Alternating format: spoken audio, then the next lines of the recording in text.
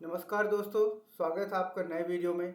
तो इस वीडियो में हम बात करने वाले हैं जो यूनाइटेड नेशन में जो कल ही वोटिंग हुई है, जिसमें कि वोटिंग का जो टॉपिक था वो यह था कि जो इज़राइल पैलेस्टीन और इज़राइल हमास के बीच जो वॉर चल रही है उसे युद्ध विराम किया जाए। जी हाँ, तुरंत प्रभाव से युद्ध विराम किया जाए।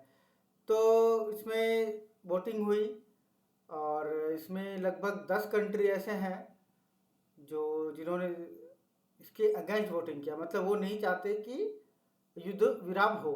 जी हाँ, तो इसमें सबसे पहला अभी हम वीडियो में देखेंगे कि वो कौन से 10 कंट्री है। 153 देशों ने इसमें कहा है कि युद्ध विराम होना चाहिए, क्योंकि इसमें ऑब्वियस सी बात है कई सारे हजारों लोगों की जान जा रही है।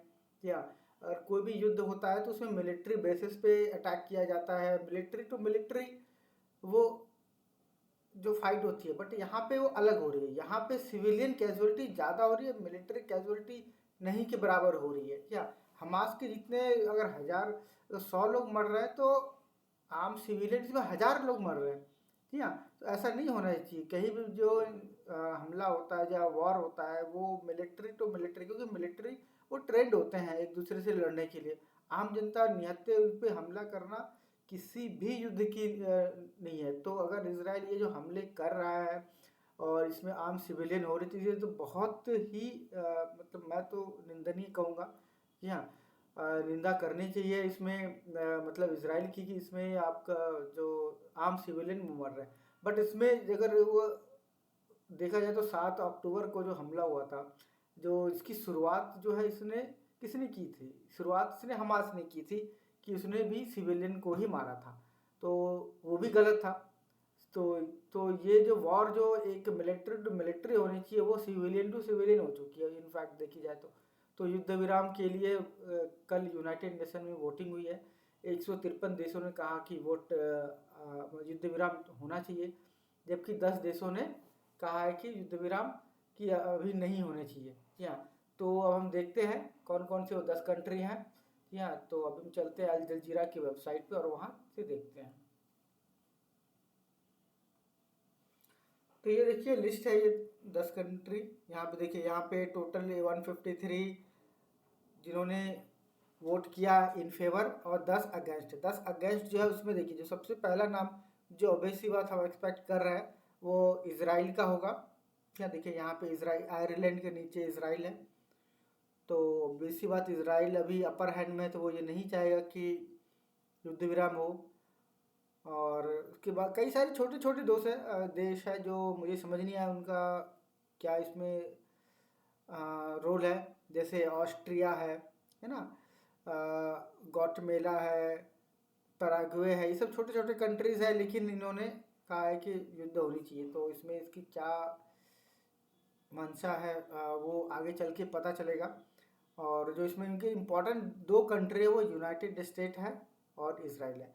यूनाइटेड स्टेट ने इसमें इस वोटिंग में वीटो का प्रयोग किया, और जैसा कि आप सबको पता है वीटो का प्रयोग करने से वह प्रस्ताव वहीं पे ड्रॉप हो जाता है। तो युद्ध विराम का जो प्रस्ताव है यहीं पे ड्रॉप हो गया है।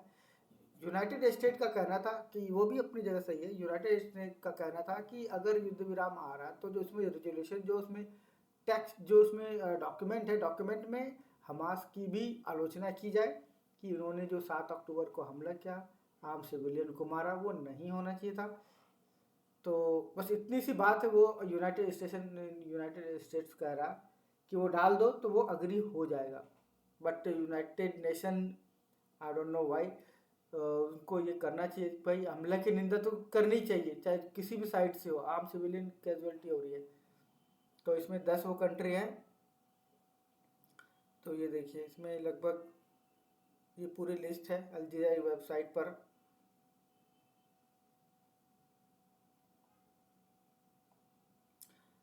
तो यूनाइटेड नेशन का साफ कहना है कि जो 7 अक्टूबर को जो हमले हुए थे उसका आप विरोध कीजिए तो वो अग्री हो जाएंगे। क्या, और इसमें 23 देश ऐसे हैं जो एबसेंट थे। 23 कंट्री जिनको कि उन्होंने न्यूट्रल पोजीशन लिया और इस वोटिंग से ही वो बाहर रहे। या अगर इंडिया को देखते हैं, देखिए इंडिया ने भी कहा है कि युद्ध विराम तुरंत प्रभाव से होना चाहिए। या युद्ध विराम होनी चाहिए, ये कोई मानवता के लिए अच्छी खबर नहीं है। आज अब देखिए, अब जो यूक्रेन और रसिया की वॉर चल रही है, लगभग 1-1.5 साल से चल रही है, हजारों लोग मार रही है, पूरी कंट्री जो है पूरा अपना सारा रिसोर्स उसने लड़ाई में झोंक दिया है। उसके पर उसका आउटपुट क्या निकला? दोनों ही देश कंट्री की आर्थिक व्यवस्था देखिए खराब हो चुकी है।